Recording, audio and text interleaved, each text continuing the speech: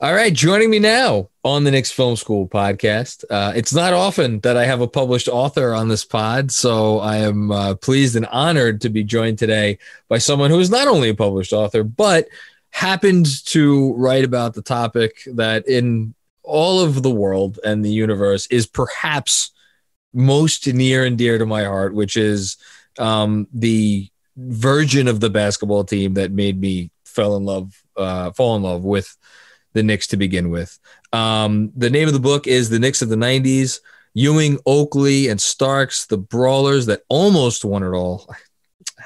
Almost, right? Oh, I see the almost, and I'm like, oh, God, it still hurts. It's available anywhere you get books, Amazon, Barnes & Nobles. We're going to talk all about it. Paul Knepper. Paul, how are you, man? I'm great, Jonathan. Thank you so much for coming on. As you know, I'm a big fan of the pod. I'm a daily reader of the newsletter, so this is a treat for me to be on with you. Well, listen, the pleasure is all mine because, you know, I forget how I first came across. I had followed you, or maybe you would follow me, or whatever it is, and then I saw the book. I'm like, wow, someone's writing a book about the 90s Knicks. And I'm like, my first thought, honestly, was why hadn't anybody done this before? And I know, like Chris Herring has something coming out in like a year or two. So maybe it's, you started a trend, but I guess before we get into anything else, have you thought about why nobody ever took the time to write this book before? Because it seems just ripe for so much. It's interesting. It hit me, man. It really hit. I mean, as you know, so many of us long for those 90s Knicks teams. There's so much nostalgia for those 90s Knicks teams. And I probably think about those 90s Knicks teams more than I should, because the current situation has been pretty bleak for the past several years. And so one day I was thinking about them, and I thought just that. I said, man, somebody should really write a book about those teams. And my next thought was, well, why not me? And I went, and right after, it just kind of hit me like that. And then I immediately went to the computer and started to search. Let me make sure has anyone written about those teams? Because I kind of had the same thought that you did. It seemed so ripe for a book. And they hadn't. Mike Wise and Frank Isola had wrote a book about just the 99 season, that finals run, which was very helpful for research for my book, but nobody had kind of covered the whole time period. Yeah, it's crazy because I have several books on my bookshelf about the 70s team, because that's the team that when you think of basketball in its purest form, you think of the 70s Knicks. Not that I'm old enough to have seen them, but the 90s team, it feels a little bit in terms of, it means so much to us as Knicks fans, right? As New Yorkers. But I wonder sometimes how much it gets lost in the greater NBA lexicon. Do people really give them the credit that they're due? And you do that in the book, which we'll get into in a second. But back to your kind of process. You weren't at all. I'm sure you were intimidated by this, but I'm shocked that you didn't just think about this, because you ended up with a 300-page, it's encyclopedic in that it has everything, but it is so well told. And I cannot imagine how difficult that was to do. You weren't scared by the prospect of trying to pull this off at all? Well, first of all, thank you for the kind words. Yeah, I was scared. I never wrote a book before. I'm not, I don't have a journalism degree. Like you, I went to law school, University of Fordham Law School. So That's my background. And I think the legal stuff helped with research and organizational skills, and maybe even with interviews to an extent. But yeah, it was daunting. It was absolutely daunting. And I was just in a place in my life where, to be honest, when I started on it, I just turned 40. And it was kind of like a midlife crisis thing. I gotta, I need to make a change. I need to do something different. And in a weird way, that kind of feeling of being unsettled motivated me and spurred me on. But yes, it was daunting. I wasn't sure where to begin, so Well, that's a good lead to my next question. Where did you actually begin? So where I began was, all right, let me try and I'm going to acquire as much information as I possibly can about the 90s Knicks that's already out there, and then kind of, add on to it, ideally with interviews.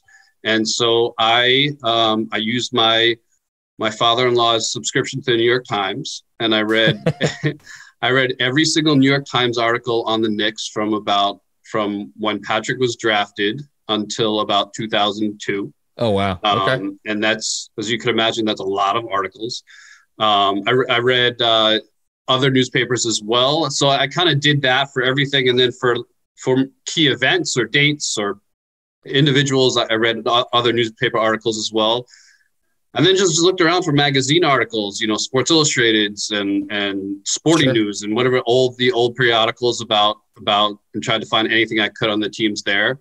Lots of books, books that are, as we said, there's not a book specifically just on the subject. No, but they're mentioned, sure. Touch it tangentially. There are a million books written about Jordan. Of course, you had the Knicks-Bulls rivalry. Rick Pitino wrote a biography about his time with the Knicks in the late 80s. There was Riley's autobiography. Reggie Miller wrote an autobiography. John Starks has an autobiography. So I read, I don't know, maybe 40 books just, that in some way were related. And podcasts are another great one. There's so many podcasts out now. And so a lot of these guys have done a lot of them. And just anywhere you could possibly pick up a little nugget here or there. I watched tons of YouTube clips of old games and films. I mean, I do that anyway, but that's right. I'm not and then, well, it was very much a labor of love. Some parts are more tedious than others, but a lot of it was a lot of fun. And then the next step was to try and talk to anybody I could who was in any way related to those teams. So it's funny you mentioned Reggie Miller, because the one I was just thinking in my head, like, what's the closest thing to, not an authoritative text, that's the wrong word, but when ESPN's 30 for 30 did, what was it, Winning Time, right? Was the documentary about That's another, some documentaries. Yeah. Yeah. So that's kind of, I felt like that was the best, maybe not the best, it's the wrong word, but that was the closest or most in-depth retrospective that I could remember coming along about. But again, that was only about one aspect of those eras, about the rivalry with the Pacers. So I'm always fascinated because I still, for this podcast, like, I'll try to get interviews, and it is, to me, the most intimidating thing in the world for whatever reason. Like, some people have zero qualms about picking up the phone or shooting an email or shooting a text and be like, hey, you want to talk to me about this thing? That's not, this may surprise people. It makes me very uneasy anytime I ever ask for anybody's time. So when you started that process, I guess, what was that like? Yeah. Scary, dude. Scary. I ended up doing 90 something interviews, and there were a number of other people I called who, never got back to me or turned me down or whatever. And every single one of them, no matter how big, and whether it was, I was trying to get Pat Riley or Carlton McKinney, who had a cup of coffee with the team in 1992, They were all scary. It's a weird thing. It's an unnatural thing. It's like, hey, I'm a stranger and I want to talk to you about this part of your life. Exactly. Who would you say is the biggest? Who would you say is the biggest fish you got, and who would you say is the biggest fish you wanted but you couldn't get? I'll start with the biggest I couldn't get, and it was Riley and Ewing, both of them. Man, and if you could have got Riley, just talk that, like, I've heard like Zach Lowe talk about how, or like, oh really? I know that. I knew Riley. I knew Riley was a real long shot going in. Yeah, I know he's done a couple of interviews with Le Batard the last 8 to 10 years or so, but that's like it. He doesn't talk. He doesn't talk. So if Zach Lowe can't get him, I'm in trouble. Patrick, I was a little more hopeful for. Patrick's very guarded. He does do a lot more interviews than, say, Riley. Of course, in his current role, he has to do interviews. But tends to, people I talk to, if it's not Georgetown related, he tends to do interviews with people that he has a long-term relationship with and, is comfortable with. So I knew he was a bit of a long shot. I reached out to both of those guys in a million different ways. I thought I had a good shot with Ewing when Mike Jarvis, his high school coach, told me he would talk to him for me. Oh, wow. Okay. I thought that might get it done, but it didn't work out. Okay. So those are the biggest downsides. And the biggest ones I got were, Oakley, Starks, Van Gundy, Dave Checketts was a huge one, maybe not as big a name as those guys, but incredibly important. We're going to get into that in a second because you opened the book with some juicy Checketts stuff, but continue. And he was fantastic. Guys like Rod Thorne, I was excited. It's like an NBA nerd. I was like, oh, Rod Thorne's a big deal. And, Rui Tomjanovich, there are a lot of guys like that I was pretty excited for. So you mentioned Checketts, and the book opens with a story that I think this is Berman did a write-up on that particular story in the Post like a month or so ago, right? If I'm not mistaken, or maybe it was something else that he wrote about in his article. But I didn't realize this. Ewing was like gone. He was almost gone in 1991. Had you heard that before you did that research? No, because I hadn't, and I feel like I knew a lot. Yeah, I was young. I'm older than you are. I guess I was 14 then. I knew he was unhappy. I knew that there was talk that maybe he wanted out, this and that.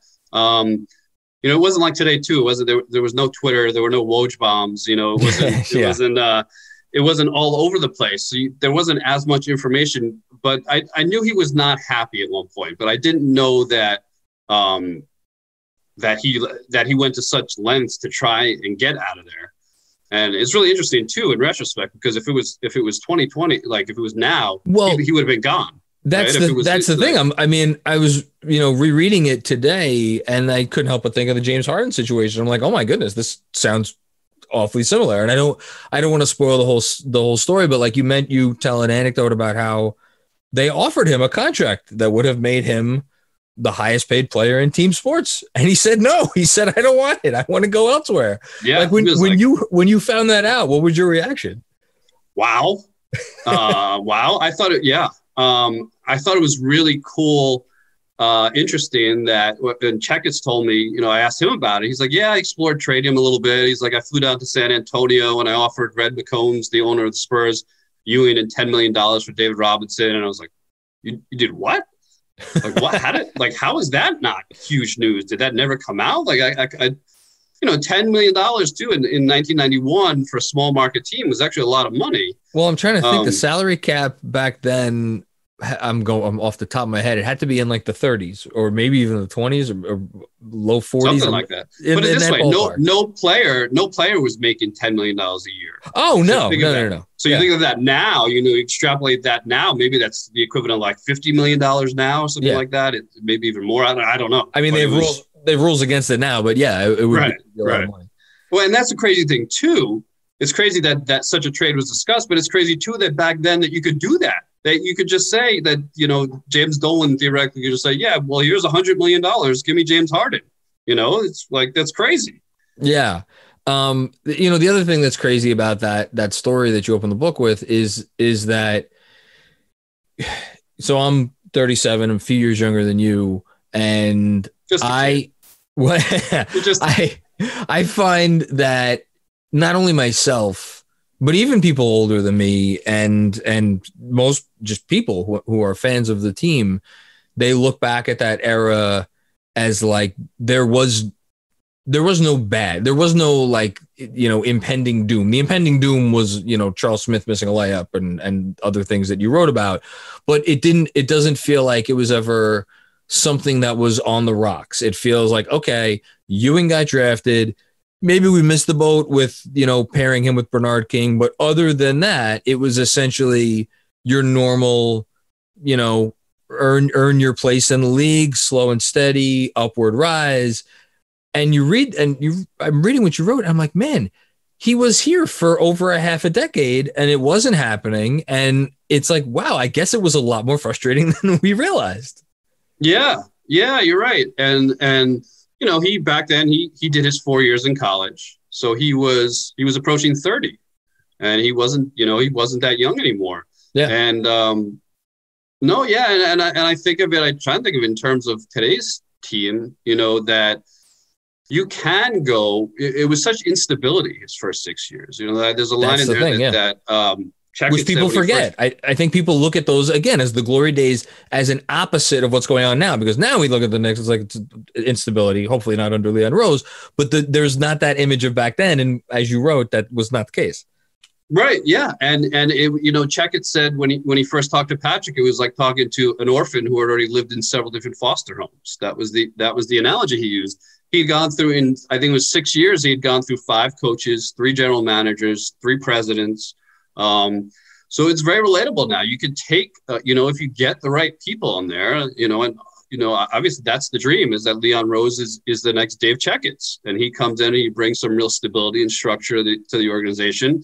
And if you do that from the top, you can turn things around.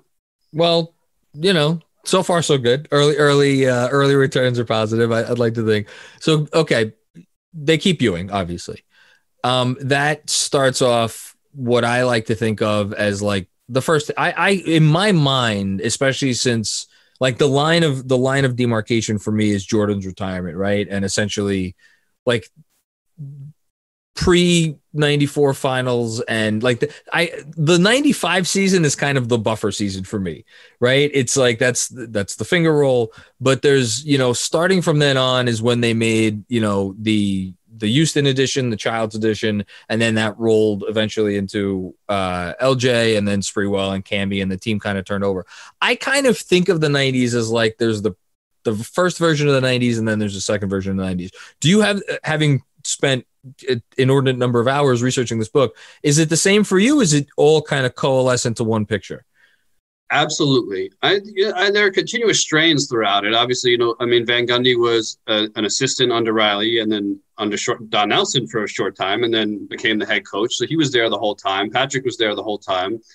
Oak and Starks were there for most of it. So there are some constants, but yes, you know, in the initial process, it's okay, what is the scope of this book? You know, I had to kind of figure out. I thought about the possibility of doing Patrick's whole career. Okay. I thought about doing just the Riley years, but then I thought, well, but there was so much great stuff in the second half of the Van Gundy years. But it very much did feel like 2 different eras, if you will, to me. And I actually decided I'm going to divide this book into part 1 and part 2, part 1 being the Riley years, part 2 being the Van Gundy years, because it did seem like a very natural kind of split there in 2 sections. You've mentioned Riley a few times. You know, I don't spend a lot of time thinking about it because I just don't. Well, let me ask you. I was about to say, I don't spend time thinking about it because I don't think there was ever any universe where he was staying here. Having written this book, do you feel like there was a world where Riley stays? Like a realistic one, given, and again, this is a possible question to answer, given the personalities involved in the situation. And we know, there's some powerful personalities involved in that situation. Like, I don't spend time thinking about it because I don't think he was ever going to stay. I mean, I don't think, look, there's no way he's staying. There's no way he's still there now, right? There's no way he stays on board with Dolan for all those years. No. But in 95, I think it was possible. You know, he wanted to be president, and he wanted ownership, and ownership wasn't going to happen. I mean, I talked to Rand Ariskog, who was the CEO of ITT. Back then, it was ITT and Cablevision owned the Knicks jointly, with ITT had the majority share. Okay. And he said to me, look, he said, it just wouldn't work. He said, I had to answer to a big board of directors. Charles Dolan had to answer to his own board of directors. You had 2 massive corporations involved. It wasn't a situation like in LA that Riley had where he had a great one-on-one relationship with Jerry Buss, or like he has with Mickey Harris in Miami. It just wasn't really conducive to that. It was a more corporate situation. And so they were never going to give him ownership. I think if from the outset, Checkett had said, I'll give you the presidency and whatever money you want kind of thing, I think he might have stayed. I think ownership was ideal. I don't know that he thought early on that ownership was realistic anywhere. Okay. But when negotiations kind of broke down with the Knicks, that's when he turned elsewhere to look for other opportunities. Yeah, I mean, it's the greatest what if in the history of the franchise, as far as I'm concerned. I'm sure, like a lot of people, wonder that. Okay, so Riley goes.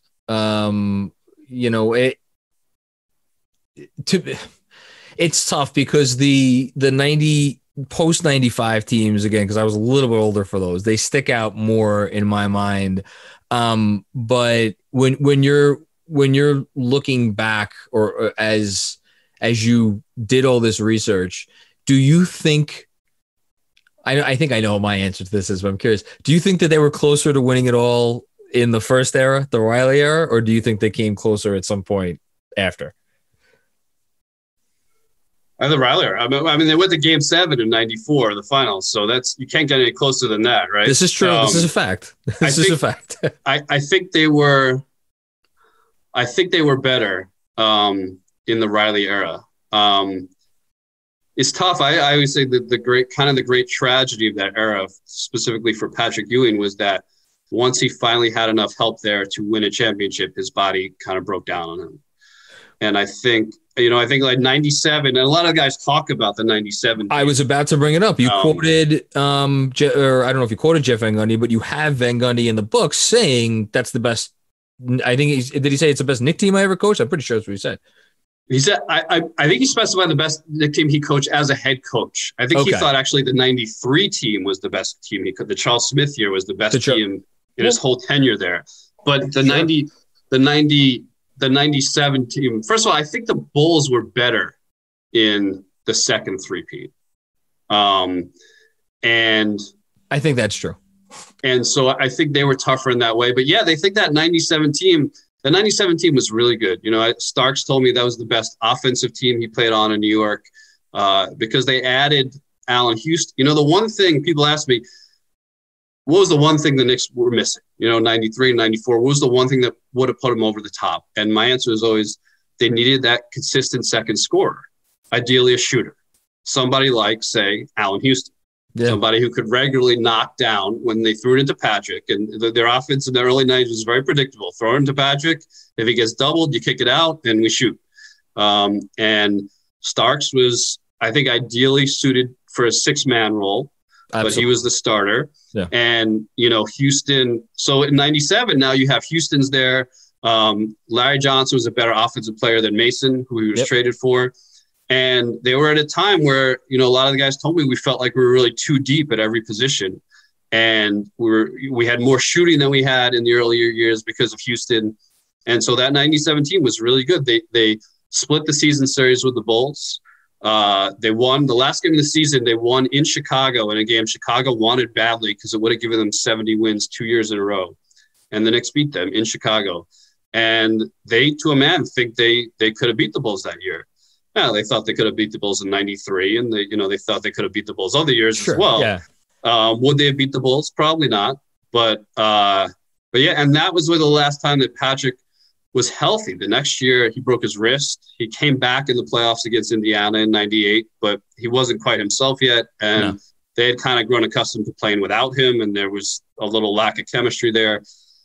And then that was it. 99, it was the Achilles, and and then he was that 99 team. If you had like Patrick in his prime on that 99 2000 teams with Sprewell and Camby and Houston, then you're talking championships maybe. But it's I did this silly bracket, whatever it was, to kill time during quarantine, in which I was going through like just the moments that really, that are the roughest for Knicks fans, and they all, you could fit them in you don't need a lot of text. It's 2 for 18. It's the finger roll. Charles Smith.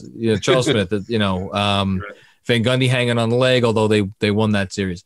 Of all of those moments, those big moments, the 25 points in the fourth quarter, is there one that after you wrote this book, you have maybe a greater appreciation for, or like a drastically different viewpoint on, now that you've learned more about it? That's a great question because there are so many. That one I learned a lot about, and I don't know if you would put it in the same category, but a lot of Knicks fans are still upset about it, is Xavier McDaniel leaving in 1992. Yeah, sure. And a little bit before my time, but I appreciate that. You've spoken to enough old heads who would tell you, right? X-Men. Oh, and he was only here for 1 year. Yeah, one year. And it was a very so regular season for him, but he was phenomenal against the Bulls that year in the playoffs. And people say, no, but Jordan never went to 7 games. He never went to 7 games in the finals. The Knicks took him to 7 games in 1992 in the second round. The Pacers took him to 7 games years later as well. But later, yeah. The X-Man thing was very interesting because I never really understood what happened with that. I don't think any Knicks fans did. And he was so instrumental in that Bulls series and taking the Bulls to 7. He carved out some serious space in Scottie Pippen's head. He was in Scottie's head. Not that hard, in fairness. No, yes. Scottie. But he was knocking him around and was a big part of what they did. And there was this feeling of, okay, we took the Bulls to 7 games in Riley's first year there. A lot of these guys are new. It was X-Man's first year on the team. Starks and Mason were just kind of coming into their own. It was like, all right, we're going to build on this, and next year we're going to beat them. And X-Man left. And the Garden spin cycle did a good job of presenting it as X-Man, just didn't want to be there anymore or went for the money, whatever it was. The fact of the matter is he really wanted to come back to New York.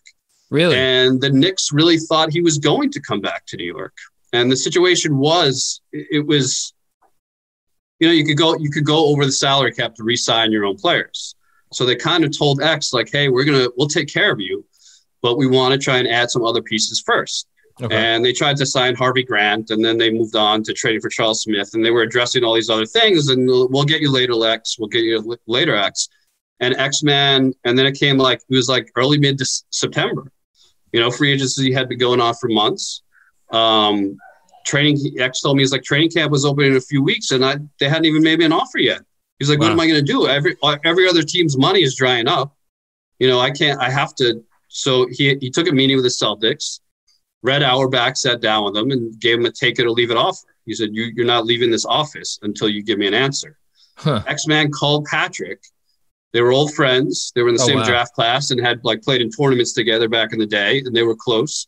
And X-Man said to him, here's the deal, Pat. I got this offer from the Celtics. It's take it or leave it. I have to let them know right now. And I haven't heard anything from the Knicks. I want to come back, but I got to take care of my family. What should I do? And Patrick said, if they haven't made you an offer yet, they're not going to. Take care of your family. And so he signed with the Celtics. And Checketts and Riley apparently were stunned that he did this. But they shouldn't have been. And the thing about it, Jonathan, you could give a wink and a nod contract beforehand. You can talk about it beforehand and reach some kind of verbal deal like, hey, we'll give you this much money. Just keep it quiet until we sign the other guys for salary cap reasons, and then we'll take care of it. But they never did. That's just add it to the list of what ifs. It's funny. I had a few people after I did that bracket reach out to me and you should have had X-Man leaving on there because people really are they're hurt by that. Just a couple more. You've already gone over how long I said I would keep you for, so I appreciate this. That's right, man. As long as you, I can talk about this stuff all day. I love it so much. I wrote a book about it. so good. Trust me.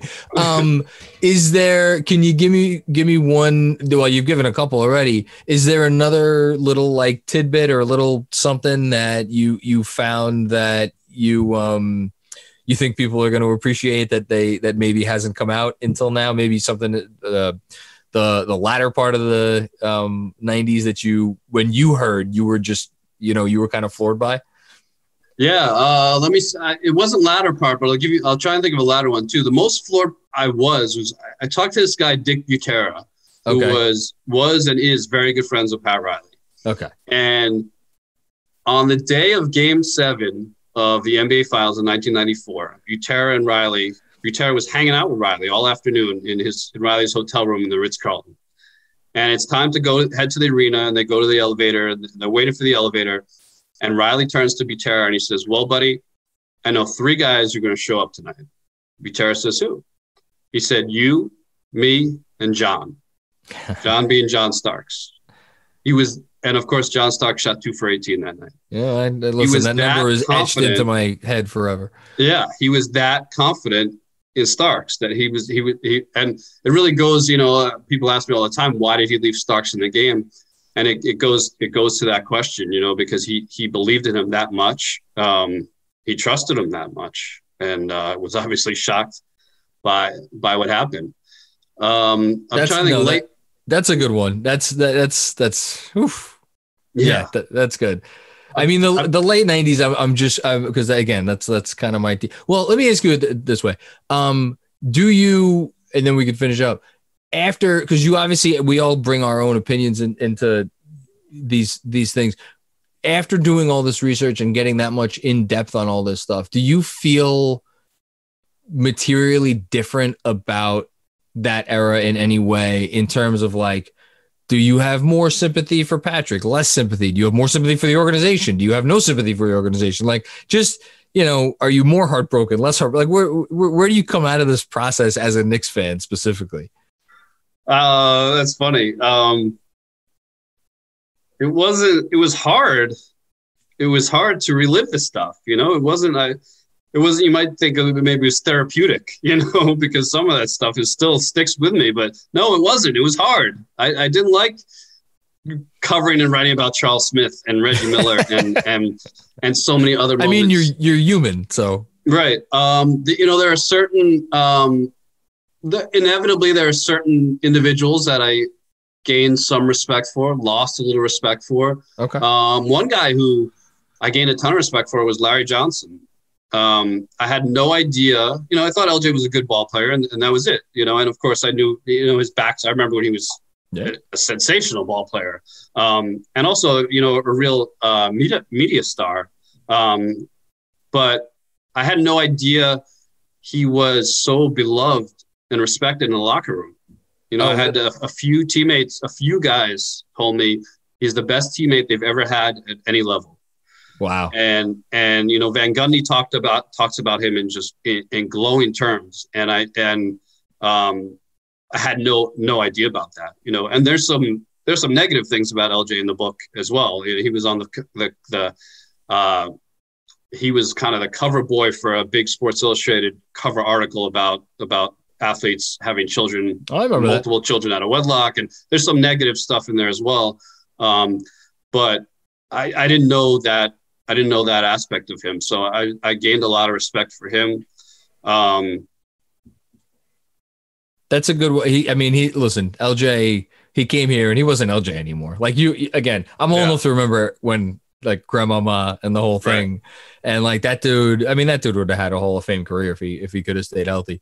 But no, that's a go. The last guy I have to ask about is did you get any Sprewell tidbits in this book? Because he's my favorite. I mean, Patrick is Patrick. Aside from Patrick, I'm a Sprewell guy. I always will be. Yeah. Spree was how did Rick Brunson, Rick Brunson?